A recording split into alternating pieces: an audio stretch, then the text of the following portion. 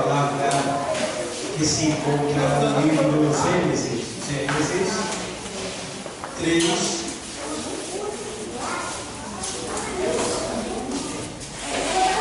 Glória a Deus. Gênesis 3:13.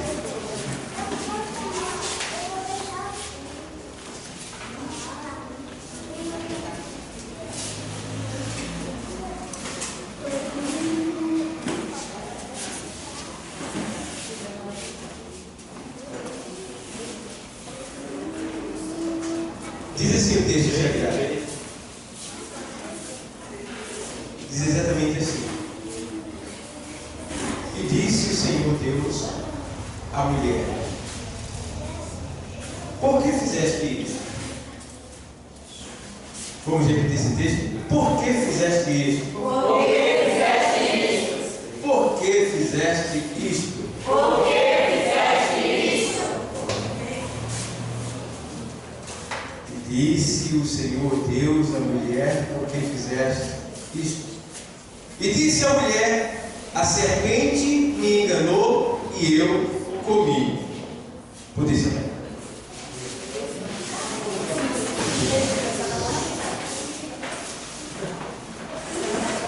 Glória a Deus. Entramos no jardim do Éden. Jardim do Éden.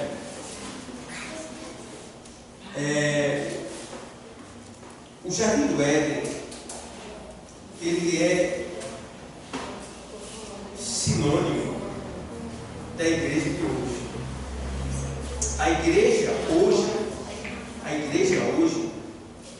ela é sinônimo daquele jardim, ou seja, o Jardim do Éden lá, hoje é a igreja aqui. Porque a Bíblia diz no livro de Cantares que a igreja é o jardim fechado do Senhor.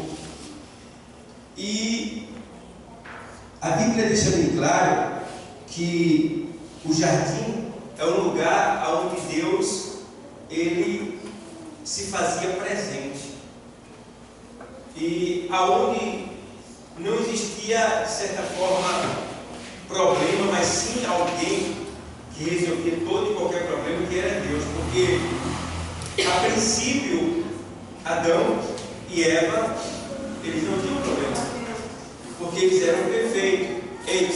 Eles eram perfeitos, eles eram obedientes. E sempre que a gente obedece, nós conseguimos, com a nossa obediência, impedir de algo ruim acontecer à nossa vida. Então, o que é que está acontecendo aqui nesse momento? A tentação de Eva. A tentação de Eva e a queda do homem. A Bíblia diz que Deus, ele constituiu, ele fez um jardim. Ele fez um jardim. E nesse jardim ele colocou ali o homem e a mulher. A Bíblia também diz que Deus constituiu este jardim, a igreja. E Deus colocou aqui dentro o homem e a mulher. Entende bem? E Deus disse para Adão e para Eva que eles, vou ler o texto 2, do 3, e disse à mulher, a serpente, e disse, vou ler aqui o verso, aqui, 3 e 3, diz assim, ó, a sequência, mas do fruto da árvore que está no meio do jardim, disse Deus, não comereis dele, nem nele tocareis, para que não morrais. Tá? Verso 4. Então a serpente disse à mulher, certamente não morrereis. A serpente acrescenta mais, porque Deus sabe que no dia em que dele comerdes, se abrirão os vossos olhos, e sereis como Deus, sabendo o bem e o mal. E vendo a mulher que aquela árvore era boa para se comer e agradável aos olhos, e árvore desejável para dar entendimento, tomou do seu fruto e comeu, e deu também a seu marido, e ele comeu com ela.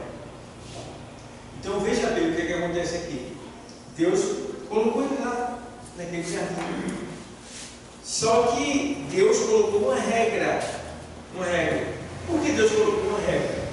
Uma ordenância. Porque Deus não quer você aqui forçado. Deus não quer que você venha para aqui a pulso. Deus quer que você esteja aqui voluntariamente. Porque é aí que Deus vai ver que você verdadeiramente está adorando Ele, sem força, sem pressão, sem empurrão. E é isso que glorifica a Deus, é isso que Deus se agrada. Saber que você veio aqui, não porque você foi forçado, mas porque você sentiu o desejo de vir aqui adorá-lo. Tá? E aí, eles estavam naquele jardim e tinham de tudo. Eles eram felizes de verdade, não lhes faltava nada. Acredito que também conosco, por cada um de nós é assim. Nós estamos nesse jardim. E eu posso dizer com toda convicção e toda certeza, eu aqui sou feliz. Porque quando eu estava no mundo, eu achava que eu era feliz. Mas quando eu estava no mundo, eu tinha pesadelos terríveis. Terríveis. Quantas vezes eu me acordei, quase morrendo. Não sei se algum de vocês já passaram por isso. Né? Situações difíceis aconteciam nas minhas noites de sono. Muitas vezes eu vi vultos. Algumas vezes eu vi vozes me chamarem na porta e eu me levantar ao ponto de ver quem era e não era ninguém. Muitas vezes eu me sentia tão angustiado, tão vazio, que eu chorava e não sabia por que estava chorando. E eu me sentia com medo de tudo. Então, era uma vida terrível. E quando um dia eu me encontrei com Jesus Cristo, nenhum desses sintomas aconteceu mais comigo. É incrível. O que quer dizer que em mim estava um espírito de pavor, um espírito de morte, um espírito de angústia, de aflição, de tristeza, de vazio, que consequentemente no decorrer da minha vida, se eu não estendesse as mãos para Jesus, eu iria morrer, ele iria me matar. Então, hoje eu posso dizer que aqui eu sou feliz porque eu não sinto nada disso. Tudo ficou ao contrário. Se eu chorava à noite, hoje eu sorrio e dou glória a Deus de joelho. Se eu passava fome, hoje eu tenho fartura. Eu tenho para mim já qualquer pessoa que chegar na minha casa. Se eu andava de pé, hoje eu tenho um carro, tenho moto, tenho dinheiro para andar de Uber, de carro, do que eu quiser. Veja bem. Se eu vivia sozinho na solidão e chorava de tristeza, hoje eu tenho uma grande família para me comunicar. Se eu ouvia vozes me chamar e não sabia quem era, hoje eu não ouço mais essas vozes me chamar. E algumas vezes eu já me acordei pela madrugada com sinos tocando e o Espírito Santo falando e dizendo para mim: fala comigo, adore o Senhor. Eu sou feliz de verdade. Quem é feliz de verdade? Quem é feliz? É isso que o mundo precisa conhecer. É isso que o mundo precisa descobrir. Esta alegria que é verdadeira. Por quê? No mundo, para a pessoa chegar ao êxtase da alegria, ela tem que se drogar. Ela tem que tomar uma cachaça, tem que tomar uma droga, né? Sei lá qualquer, tem um monte aí. E aí você vê que as pessoas ficam sorrindo, né? Mas não é um sorriso voluntário, um sorriso verdadeiro, um sorriso que vem de dentro. É um sorriso artificial, superficial. Eu conheço uma pessoa que ele sempre vem no meu trabalho como uma pessoa que quando ele se droga, quando ele se droga, ele sorri. Mas ele fica sorrindo, parece que tem alguém fazendo cócega nele. Ele se acalma, você passa, ele está lá sentado, ele fica assim. E quem passa olha para ele começa a sorrir também. Porque ele não sabe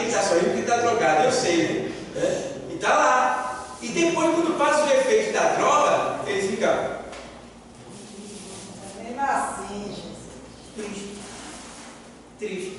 Então é isso que as pessoas fazem quando buscam a droga. Elas buscam preencher o vazio que tem dentro dela. Elas buscam trazer para si uma alegria, mas uma alegria que não é verdadeira, que é dependente daquilo. E aquela dependência vai lhe matar, porque ele sente desejo, saudade e aquele desejo intenso de se alegrar. E ele não entende que aquela alegria dali não é uma alegria verdadeira. Ele precisa ter a alegria verdadeira. E a alegria verdadeira a gente só encontra quando abre as portas para Cristo entrar em nosso coração.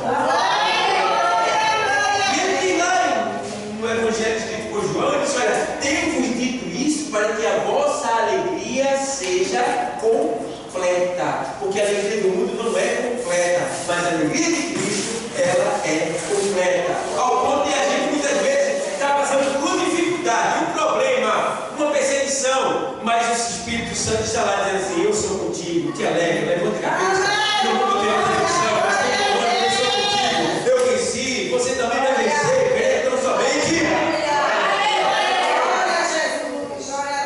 Então Eva não valorizou o conceito de Deus. Sim, Eva não valorizou o conceito de Deus, não respeitou a palavra de Deus. Toda vez que você transgride a palavra de Deus, você paga um preço muito alto. Eva tinha de tudo, ela era feliz de verdade, mas a partir do momento que ela desobedeceu e quebrou a regra, transgredindo a lei de Deus, que é a palavra da... Essa palavra que vocês estão ouvindo aqui é uma lei. Se vocês transgredirem essa palavra, vocês vão pagar um preço muito alto. Muito alto. Tá? Eu me lembro de um jovem que ele se desviou. E Deus disse: jovem, volta, porque a tua cova está aberta. E quando Deus diz isso, é porque Deus não pode fechar a cova. Deus não pode, porque o pecado faz separação entre Deus e o homem. Muitas vezes Deus quer ajudar a pessoa, mas a pessoa prefere o pecado, então Ele não pode ajudar a pessoa, porque a pessoa escolheu o pecado. Então, o salário do pecado é a morte, infelizmente. E ele se volta, jovem, usando uma senhora: volte, que a porta está aberta. E ele não ouviu. E ele foi brincar o carnaval. E na brincadeira lá no carnaval, ele foi esfaqueado e morto. Veja bem, Deus avisou? Avisou. Mas ele não atendeu, preferiu transgredir a lei, a ordenança do Senhor, preferindo a morte. A Bíblia diz em Provérbio que os que rejeitam a palavra de Deus, os que rejeitam a correção, aborrecem a sua alma e ama a morte. Os que rejeitam a correção, eles aborrecem a sua alma. Aborrecer a sua alma quer dizer, ele odeia a sua alma, ele não gosta de si mesmo e ama a morte. Espero que nenhum de nós aqui ame a morte, ame a vida, que a vida é Jesus. Voltando para Eva, ela transgrediu, comeu do fruto. Agora vem um segredo que vocês precisam entender, jovens, igreja do modo geral. Ela deu ouvido a uma voz que nunca tinha lhe dado nada, que nunca tinha feito nada por ela. Ela não valorizou aquele que fazia tudo por ela, porque Deus deu tudo para eles. E chega alguém que eles não conhecem e diz para ela: ó, não é assim do jeito que Deus falou. Então vai chegar muitas pessoas, jovens, para dizer para você: isso é história do pastor, negócio de igreja, está nesse tempo ainda, é cafona, é quadrada, e tá. Alguém para chegar para você e dizer: você é virgem ainda? O que tem que ser virgem? É uma honra. É melhor ser virgem do que pegar HPV. É melhor ser virgem do que ter o vírus HIV. É melhor ser virgem do que pegar uma doença venérea ao ponto de ser castrado, de tão grave como alguns que eu já conheci, que perderam até seus órgãos genitais por pegarem doenças do mundo, tendo contato com mulheres e homens que vivem por aí. Não se valorizaram, foram atrás do desejo da carne, porque a carne é assim: quanto mais você alimenta ela, mais forte ela fica e domina. Então você chega ao ponto de achar, isso é impressão, você acha que não consegue viver sem aquele tipo de pecado, aquela coisa que a tua carne está te induzindo, te conduzindo, te atraindo. Então você acha que não consegue sim. É só uma questão de controle. Se você se encher de Deus, o pecado não tem domínio sobre você. Glória a Deus! Um dos erros do jovem é não ler Bíblia. E dá para ver o jovem que lê Bíblia. O jovem que lê Bíblia na igreja, e aonde ele vive, aonde ele passa, aonde ele trabalha, aonde ele estuda, ele é diferente. Ele é comportado, ele é educado, ele é um testemunho, ela é um testemunho vivo. O jovem cheio de Deus, que lê Bíblia, ele tem o desejo de salvar o mundo. Ele tem o desejo de salvar seus amigos da escola. Ele tem o desejo de trazer alguém para a igreja. O jovem que é cheio de Deus, que lê a palavra, o Espírito Santo vai colocando isso nele ao ponto de ele sentir o desejo de salvar a humanidade. Ainda que ele não possa salvar a humanidade, mas o mínimo que ele puder, ele vai estar fazendo muito, porque é isso que Deus quer, que a gente se mova, que a gente sinta que a gente sinta assim a tristeza daqueles que estão lá fora que vão para o inferno. Então eu me lembro de um crente que ele trabalhava numa empresa e ele era crente 007. Sabe o que é crente 007? É aquele crente que ninguém sabe que ele é crente. E ele tem vergonha de dizer que é crente. E ele não dá nem o código para que ninguém entenda que ele, ou descubra que ele é crente. Isso é crente de dentro. Então ele ficou pela vida dele e tal. E um dia o ateu descobriu que ele era crente. E aí o ateu, que não acredita em Deus, ele disse: você é crente? Ele disse: sou. Você acredita que existe o fogo no inferno? Ele disse: acredito. Aí o ateu disse: eu não acredito, mas eu vou te dizer uma coisa. Se eu fosse cristão e acreditasse que existe um fogo do inferno e que meus amigos, que todos aqueles que ainda não receberam a Cristo vão para lá, eu não cessaria dia e noite de tentar persuadir eles e trazer eles para Cristo. O ateu disse isso para ele, não sei se vocês entenderam. Para vocês entenderem, o ateu estava dizendo assim: ei, se eu estivesse no teu lugar, eu não cessava de evangelizar. Eu estava dizendo para todo mundo: foge, corre para cá, porque o fogo está te esperando. E o povo não faz ideia.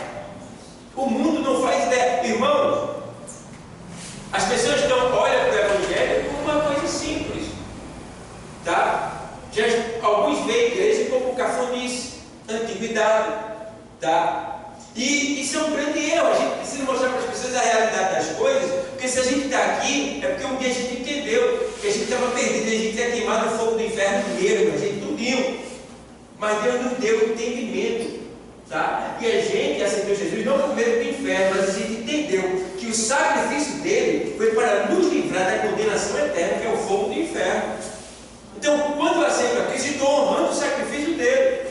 Tá? Então o que a gente precisa entender? É que Jesus, ele nos ama, nos quer bem, mas ele não quer que a gente fique só aqui. Ou seja, passou-se o ano de 2022, jovem, quantas almas você ganhou? O ano todinho. Quantos amigos você trouxe para a igreja? O ano todo. Então quer dizer, você está divulgando o Evangelho? Você está sendo testemunho vivo? Você está realmente agradecendo a Deus? Porque, bebê, Silvio, não tem como pagar o preço da salvação. Não tem, não existe maneira de eu e você pagar o que Jesus fez por nós. Não tem como pagar. Então, já que não tem como pagar, eu perguntei qual é a única maneira de eu fazer alguma coisa para recompensar. Então eu aprendi pela palavra de Deus que eu tenho que agradecer a Deus com a minha vida. Tá? Agora vê bem, agradecer a Deus com a minha vida não é dizer obrigado, Deus, por tudo que o Senhor fez por mim. Não. O agradecimento é aquele que está lá no Salmo 116, verso 12 e 13. Veja lá o que o salmista diz lá. Salmo de número 116,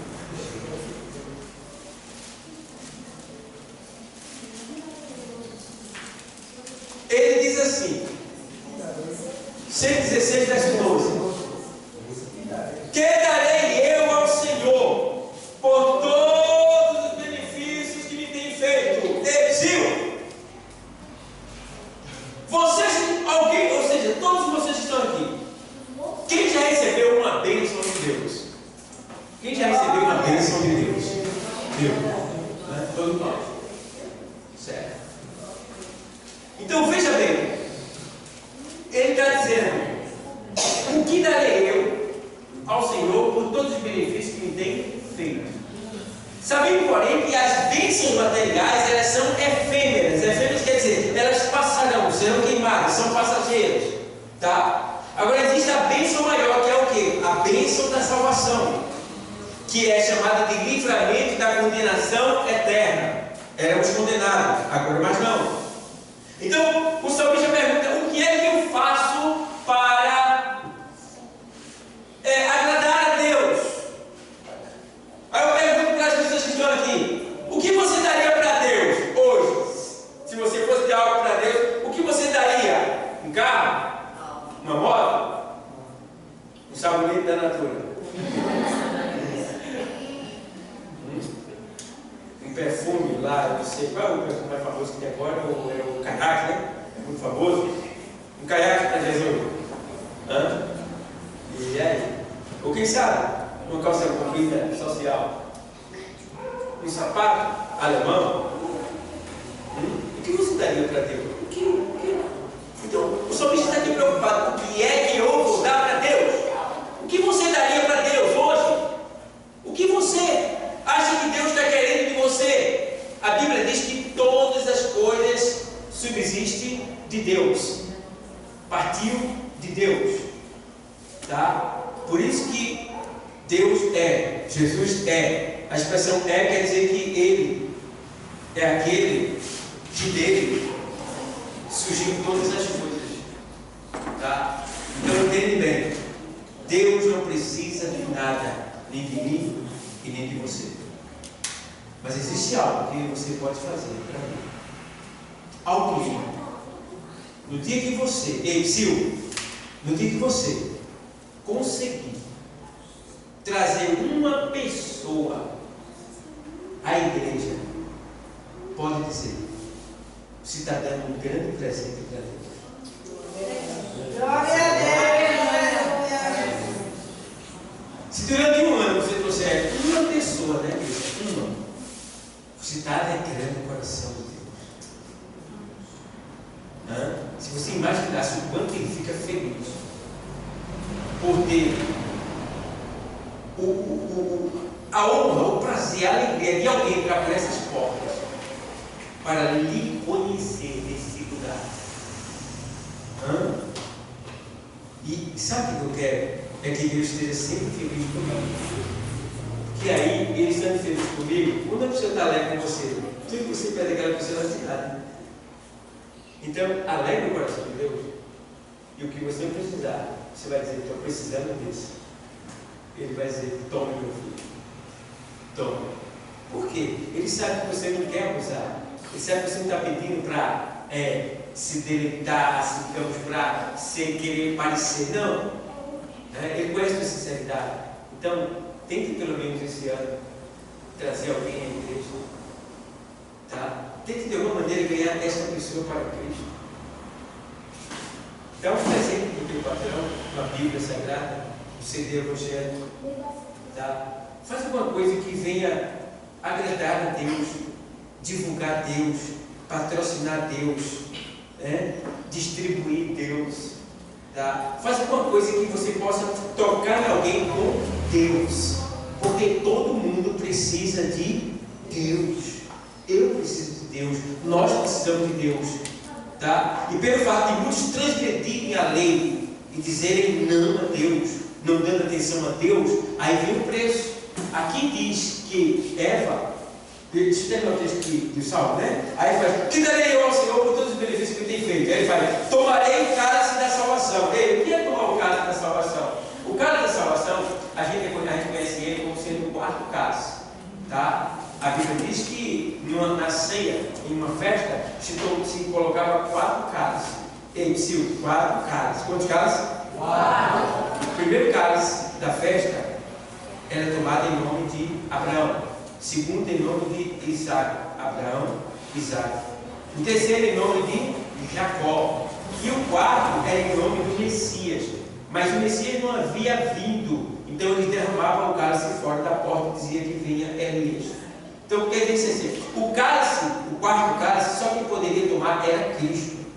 Então Cristo toma esse cálice quando ele vai para o Getsemane, lá para o jardim. Você vê que lá ele começa a soar gotas de sangue. E aí é quando ele diz: Pai, se possível for, passa de mim o quê? Todavia não seja feita a minha vontade, mas a tua. Vê bem. Vê bem que tentação. Jesus ali sendo tentado a voltar atrás. Eva no paraíso sem nenhum problema, nem oscilou, foi logo e caiu na tentação. E Jesus sendo tentado ali, sem ter culpa de nada, poderia ter voltado atrás, mas ele disse: todavia não seja feita a minha vontade, mas a tua. E ali ele tomou o quarto cálice. O salmista está dizendo aqui que ele vai tomar esse cálice, que é o cálice da salvação. O que é que o salmista está dizendo? Ele está dizendo: ei, eu estou pronto para sofrer pela causa de Cristo. Você está pronto para sofrer pela causa de Cristo? Muitos não estão. Porque nem evangeliza na escola, nem evangeliza no trabalho, nem evangeliza aonde mora, não traz alguém para a igreja. Então você não está sentindo nenhuma gota do sofrimento de Cristo. Só diz: olha, eu tomarei o cálice da salvação e invocarei o nome do Senhor e pagarei os meus votos perante todos que estão diante de mim. Então pague o seu voto diante de Deus. Qual é o seu voto? É um voto de agradecimento. Já que você não pode pagar o que Deus fez por você, agradeça trazendo a alma para Cristo. Agradeça conseguindo persuadir alguém a aceitar a Cristo como Salvador, a vir à sua casa. Convide seus amigos pela internet, pelo Facebook. Vamos lá na igreja. A gente gasta crédito, bônus, um monte de coisa, mas não manda um convite para um amigo vir à igreja que a gente faz parte. Aí, resumindo a história, qual o lucro que eu estou dando para o reino de Deus? Se nós estamos aqui com o propósito de dar crescimento do reino de Deus na terra, de povoar o céu. Nós somos responsáveis pela obra de Cristo na terra. Cristo fez a parte dele, entregou em nossas mãos, voltou para o céu e entregou para que nós fizéssemos aquilo que ele veio fazer aqui na terra. Então cabe a nós povoar o céu daqui da terra. Amém, igreja? Amém. Você pensa: por que fizeste isso? Por quê? Sabia que tem pessoas que hoje aqui Deus está repreendendo com uma palavra: por que fizeste isto? Eu não sei o que você viu na internet. Eu não sei o que você falou para A ou para B. Eu não sei como você tem vivido nesses últimos dias. Mas Deus está dizendo: por que fizeste isso? Eu não sei o que você fez, mas Deus sabe. Deus viu. A Bíblia diz que Deus sabia de tudo que Adão havia feito com Eva. Mas ele veio pela última vez e disse: Adão!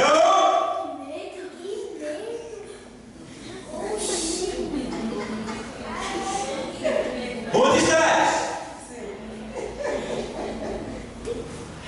Adão viu Deus primeiro que Deus disse ele. Não que Deus nunca. Deus sabia que ele estava ali.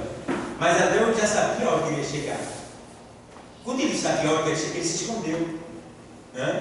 Tem gente que sabe a hora que Deus chega aqui, que aí se esconde, não vem para cá, porque pegou, porque falhou. Mas aí, o que acontece? Ele chama, e Adão se esconde. Por quê? Estava nu. Como vocês dizem que estão nu? Vocês não sabiam que estavam nu? Como pode? Não, porque nós queremos dar o fruto da árvore. Mas por que vocês fizeram isso? Eu não disse a vocês que não comeram isso. Tá? Então, o que acontece? Eu me lembro que eu treinei uma jovem, né? A minha filha Damas. Eu treinei ela, ela nasceu no Evangelho. Treinei ela. Ensinei tudo a ela, ela aprendeu o suficiente. E eu disse, cuidado, vai chegar pessoas perto de você para me atrair para o mal. Mas ela não levou em consideração. Tá? E o que aconteceu? Eu ensinei ela com 14 anos. Chegou alguém que ela não conhecia e a convidou para fora daqui, oferecendo a ela dádivas. E ela não pensou duas vezes, cedeu à tentação. Veja bem, 14 anos de ensinamento, chega alguém que nunca ela nem conhecia, nunca deu nada a ela, nunca criou, nunca fez nada por ela, mas por causa de uma amizade da escola, amizadezinha lá da escola, ela se entregou-se e se desviou e paga o preço até hoje. Quer voltar e não consegue, uma luta. Então, cuidado de vocês, tá? Elas são tão usadas, o mundo lá fora é tão covarde, que vocês são lindas, vocês são lindos, tá? Vocês são naturais, vocês são santos, santificados por Deus. Vai chegar alguém para dizer, tu é muito esquisita, está preparado para ouvir isso? Vai chegar alguma para dizer assim, essa saia de véia. Aí você vai dizer, véia não, essa aqui eu comprei e paguei com o meu dinheiro.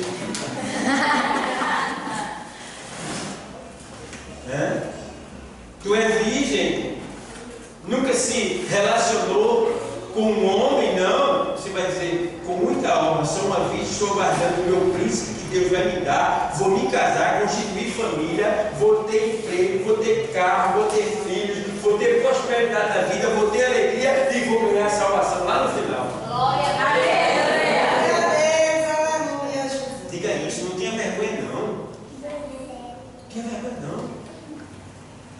O jovem vai chegar, os amiguinhos, uma vez eu saí do trabalho, eu jovem, mas estava trabalhando, e eu tinha com aqueles caras, porque a gente largou do restaurante,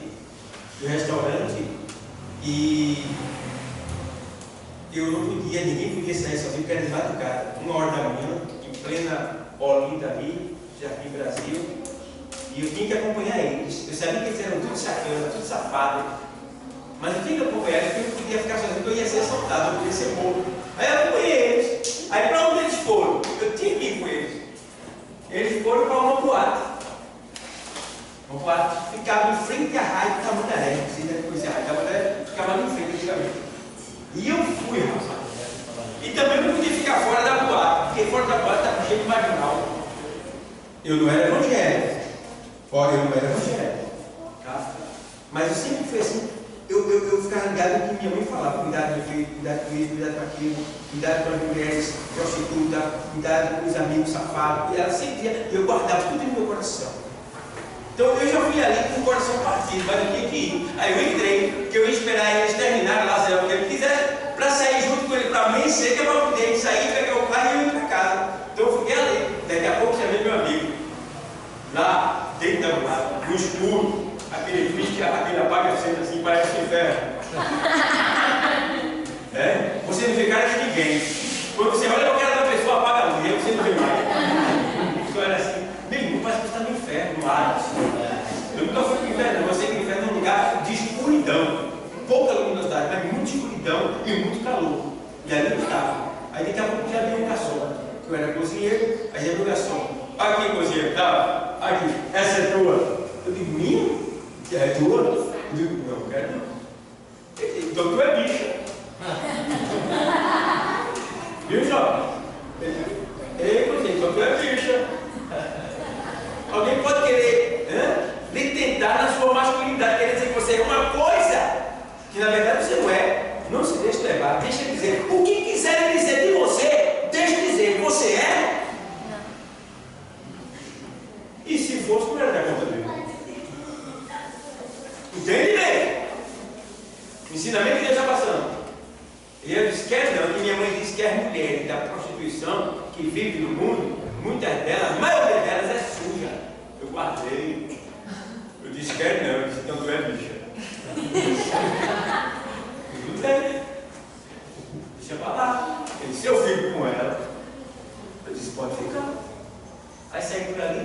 meio com medo, eu falei, e encontrei o taxista na frente para ajudar, vem cá, por favor, me ajuda.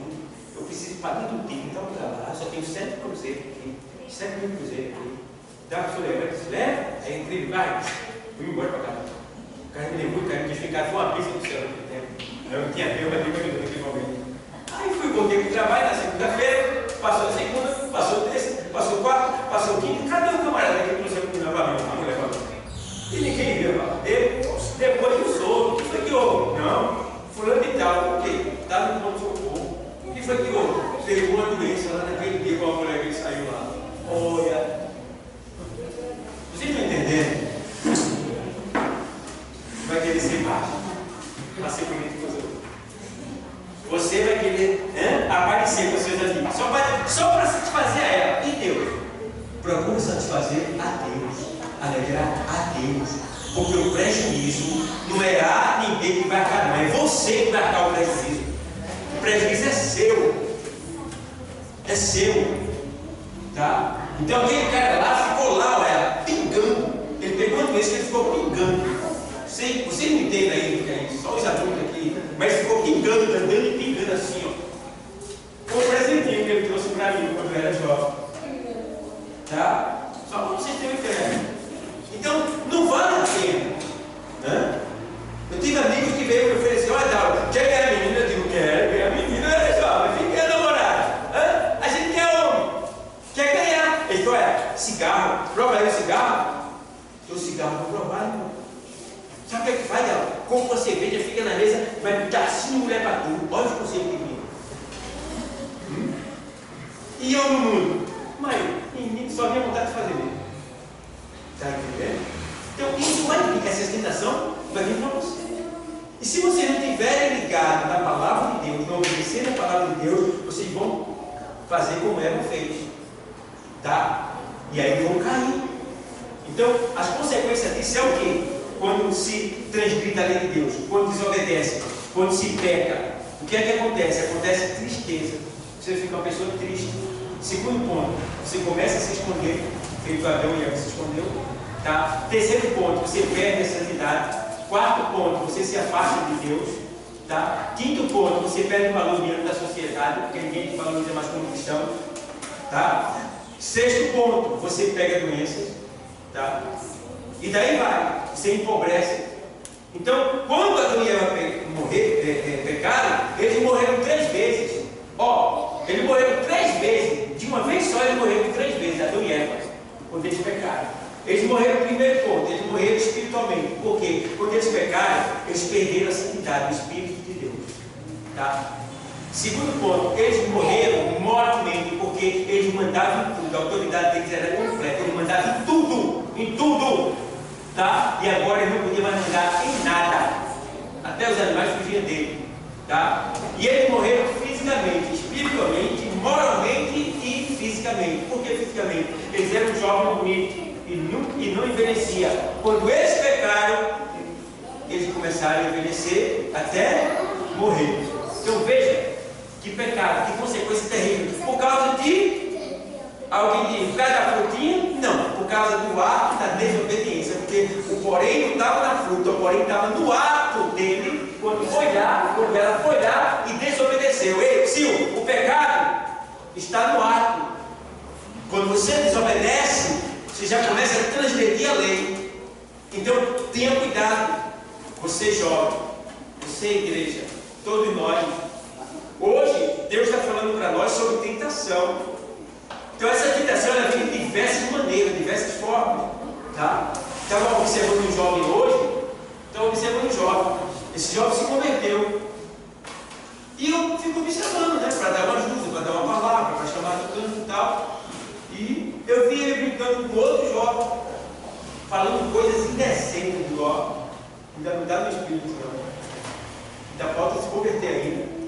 Né? Então tem brincadeiras que você vê, que essas brincadeiras são indecentes, que entristecem o Espírito Santo, que não agrada a Deus. E outra coisa, isso vai te impedir de prosperar, de entrar por portas maravilhosas que Deus tem para você aberta. Então não feche as portas de Deus na sua vida. Não feche. Passe por ela, entre por ela, tome posse daquilo que Deus tem de melhor, porque Deus preparou o melhor para mim e para você. É só você acreditar e obedecer. Amém, igreja? Amém. Então, pense direitinho, tá? Por que Deus está falando isso daí hoje para a gente? Porque tem alguém que está de olho em alguma coisa que vai lhe matar. Um tipo de pecado que pode ser mortal para você. Eu não sei o que é. Isso é para mim também. Isso é pecado é memória. Isso é até para os visitantes que estão aqui hoje. Tá? Porque Deus te ama. Jesus te ama muito, muito perfeito. E existem tentações que elas são mortais. Mortais. E que muitos vão, caem nessa tentação e não voltam mais. Partem para o outro lado sem Deus e sem salvação. Então, se Deus te trouxe aqui, é porque Ele tem um projeto para você. É porque Ele marcou esse dia. Esse dia estava escrito lá no caderno da eternidade de Deus. Antes de você nascer, Deus já havia preparado esse dia para que você chegasse aqui para ouvir esta palavra do amor de Deus para a sua alma. Então, hoje é dia de você não fazer como ela, desprezando a palavra de Deus, mas aderir, aceitar, obedecer e se entregar completamente. Amém, igreja? Amém. Hoje é muito jovem, tão jovem, alegre. Aí você diz assim, pastor, como é que eu posso escapar da tentação? Aí o salmista diz no Salmo 119, verso 29. Como purificará o jovem o seu caminho? O 10 ele responde, observando segundo a tua palavra, andando segundo a tua palavra. Quer vencer o pecado? Quer vencer a tentação? Guarda a palavra de Deus no coração, porque o salmista diz, escondi a tua palavra no meu coração, para eu o quê? Só se você ler a palavra é que você vai vencer a tentação e o pecado. Crente que não lê Bíblia é jovem, pode ficar certo, vocês aí, tudo aí, todos os jovens que estão aqui, se vocês não lerem Bíblia, infelizmente vocês não vão virar um entendimento. É terrível isso, né? Fica arrepio o caminho da cabeça, mas não vai ficar. Vocês sabem ler e não lê. Você está dizendo, eu não quero tu, Deus. Não me interessa, Deus, por ti. Porque você sabe, mas não se utiliza do que você sabe para se encher de Deus. Então, você não vai ter firmeza, porque a fé vem pelo ouvir. E o ouvir? A fé é o que me sustenta diante de Deus. A fé é o que me faz acreditar em Deus. A fé é o que me faz desviar do mal, porque eu acredito que se eu aderir ao mal, se eu aderir ao pecado, eu estou desobedecendo o meu Deus em quem eu creio. Então, a fé ela é alimentada pela palavra de Deus. Então, se eu não me alimento da palavra de Deus, a minha fé ela não é fortalecida, eu não vou ter fé e, consequentemente, eu vou cair na primeira cilada do diabo. É por isso que Pedro diz, ei, sede sóbrio. Ei, Ciro, sede sóbrio. O que é ser sóbrio, pastor? É não estar embriagado com essas coisas do mundo. Ser sóbrio é o contrário de embriaguez. Quando a pessoa está embriagada espiritualmente, o bêbado, como é que o bêbado ele consegue andar reto? Não, o bêbado ele anda saindo do caminho. Então, quando você está saindo do caminho, é porque você está embriagado. Aí você diz, ei, sede sóbrio. Aí ele vai ser sóbrio o quê? Vigiai. 1 Pedro 5:8. Vigiai. Ou seja, ei, esteja atento. A palavra que Deus está falando hoje é para você ficar atento, porque amanhã, quando você passar por essas portas, vai começar. Talvez até cuidar. Lá no Face, lá no WhatsApp, lá no Instagram. Cuidado. Você só vigiai. Por quê? O diabo, vosso adversário, anda em derredor de vós, bramando como leão, procurando quem possa tragar. Ele está a fim de pegar gente. Mas eu não saio desse esconderijo. Vou ficar aqui até Jesus voltar. Só sai daqui quando Jesus voltar. Estar aqui é você não se desviar da palavra de Deus. É você continuar firme. Cuidado com o que você fala. Cuidado com quem você conversa. Cuidado com as suas brincadeiras. Sua brincadeira é santa, agrada a Deus, agrada o Espírito Santo. Aí você tem autoridade. Aí você tem moral. Tá? Eu quero ver jovem aqui. Meu Deus, eu quero ver jovem aqui. Profetizando, dando a palavra com ousadia, pregando em pleno domingo aqui. Está precisando de jovem aqui. Estou querendo jovem aqui para pregar. Está faltando. Ainda não estou achando, mas tem jovem aqui. Estou esperando Deus encher para usar, para explorar Ele, para ver Ele ser usado. Eu me lembro da pequena Diego, filho da irmã dele. Chegou aqui, se converteu, se tornou-se um pregador. Me lembro de Jefferson, o neto de Irenita. Chegou aqui pequenininho, junto com Damaris. Tá? Cresceu ela, Damaris e Diego. Tá? Tornou-se um pregador. Foi. Todos os jovens que vieram se interessaram, eles tinham sede da palavra, lia a palavra, porque estavam sempre dando saudação. Ela chegava aqui, se tornava pregador. Teve outros que agora me faz a memória.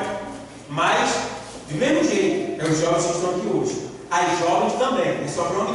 As jovens também. Todos vocês, busquem o Senhor, leiam a palavra, peçam o dom a Deus, diga: Deus me dê, eu quero pregar, eu quero ensinar, eu quero ser um instrumento teu, me